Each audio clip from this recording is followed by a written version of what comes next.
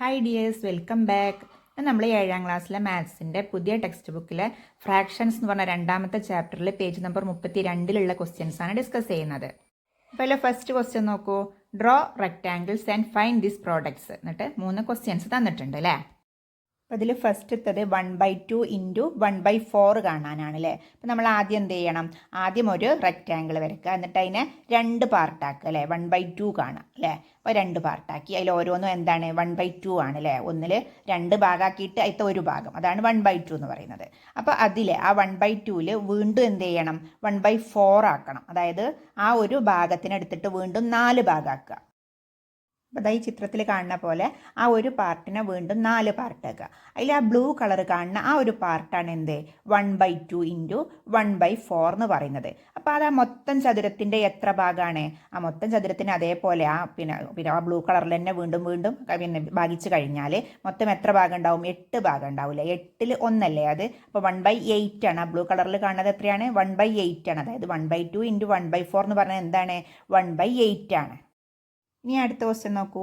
1/3 into 1/6 ആണ് കാണേണ്ടത്. അപ്പോൾ ആദ്യം നമ്മളൊരു റെക്റ്റാങ്കിൾ വരയ്ക്കുക, എന്നിട്ട് അതിനെ 3 പാർട്ടാക്കുക.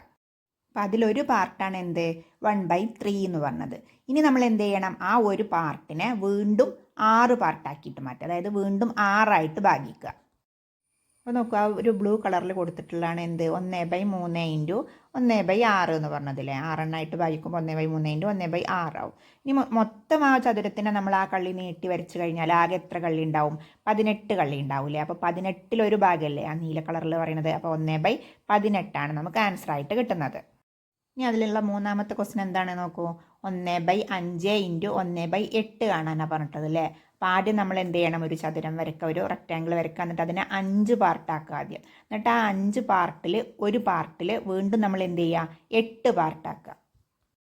അപ്പോൾ അതിന് വേണ്ടിയിട്ട് ആദ്യം നമ്മൾ റെക്റ്റാങ്കിൾ വരച്ചു, എന്നിട്ട് അതിനെ 5 പാർട്ടാക്കിയിട്ട് മാറ്റി. അപ്പോൾ അതിലൊരു പാർട്ട് എന്ന് പറഞ്ഞാൽ എന്താണ്? 1/5 ആണല്ലേ.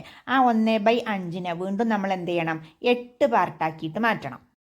അപ്പോൾ നോക്കൂ, അതിലൊരു പാർട്ടാണ് എന്ത് 1/5 ഇൻറ്റു 1/8 എന്ന് പറഞ്ഞത്.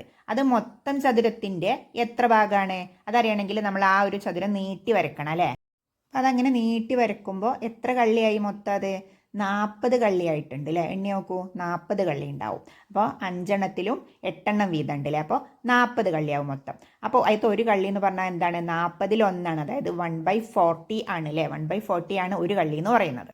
അപ്പോൾ 1/5 ഇൻറ്റു 1/8 എന്ന് പറഞ്ഞാൽ എന്താണ്? 1/40 എന്നാണ് അല്ലേ. അപ്പോൾ അതെങ്ങനെയാണ് കാണുക? നമ്മൾ ഗുണിച്ച് കാണുകയാണെങ്കിൽ, പിന്നെ അതിപ്പോൾ കള്ളി വരച്ച് കാണാൻ പറഞ്ഞുകൊണ്ട് നമ്മളിങ്ങനെ ചെയ്തു. ഗുണിക്കുകയാണെങ്കിൽ എങ്ങനെയാണ്? 1 ഇൻറ്റു 1, അതായത് ആ ന്യൂമറേറ്റർ രണ്ടും അങ്ങനെ ഗുണിക്കാം. 1 ഇൻറ്റു 1 എന്ന് പറഞ്ഞാൽ 1 തന്നെയാണ്. ഡിനോമിനേറ്ററോ 5 ഇൻറ്റു 8 എത്രയാണ്? 40 ആണ് അല്ലേ. അപ്പോൾ 1/40 എന്ന് കിട്ടും. ഓക്കെ ആയിട്ടുണ്ടാവുമെന്ന് കരുതുന്നു. ഇനി നമുക്ക് അടുത്ത ക്വസ്റ്റ്യൻ നോക്കാം. അപ്പോൾ ക്വസ്റ്റ്യൻ നോക്കൂ. A 1 meter long string is divided into 5 equal parts. How long is half of each part in meters? അതുപോലെ in centimeters ആണ് നമ്മൾ കണ്ടുപിടിക്കേണ്ടത്. അതായത് 1 മീറ്റർ നീളമുള്ള ഒരു സ്ട്രിങ്, ഒരു ചരട് 5 ഭാഗങ്ങളാക്കി അതിലൊരു കഷ്ണത്തിൻ്റെ പകുതിയുടെ നീളം എത്ര മീറ്റർ ആണെന്നാണ് ചോദിച്ചിട്ടുള്ളത്. 5 ഭാഗമാക്കിയിട്ട് അതിലൊരു കഷ്ണം, ആ ഒരു കഷ്ണത്തിൻ്റെ പകുതിയുടെ നീളം എത്ര മീറ്റർ ആണെന്ന് കണ്ടുപിടിക്കണം. അതുപോലെ അത് എത്ര സെൻറ്റിമീറ്റർ ആണെന്നും കണ്ടുപിടിക്കണം. അപ്പോൾ നോക്കൂ, അതെങ്ങനെയാണ് ചെയ്യുക? 1 മീറ്റർ നീളമുള്ള ചരടാണ് പറഞ്ഞിട്ടുള്ളത് അല്ലേ.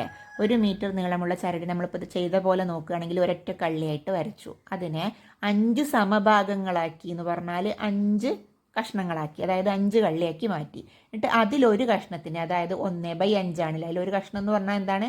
1/5 ആണ്. ആ ഒരു കഷ്ണത്തിൻ്റെ പകുതി എന്ന് പറഞ്ഞാൽ 1/5ൻ്റെ 1/2 അല്ലേ. 1/5നെ 1/2 കൊണ്ട് ഗുണിച്ചതാണ് നമ്മൾ കാണേണ്ടത്. അപ്പോൾ നമ്മൾ എങ്ങനെ ചെയ്യാം? ഒന്നുകിൽ നമുക്ക് കള്ളി വരച്ച് അങ്ങനെ ചെയ്യാം, അതല്ലെങ്കിൽ 1/5 ഇൻറ്റു 1/2 കണ്ടാൽ മതി.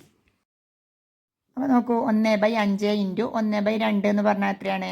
1 ഇൻറ്റു 1 1 ആണ്. 5 ഇൻറ്റു 2 എത്രയാണ്?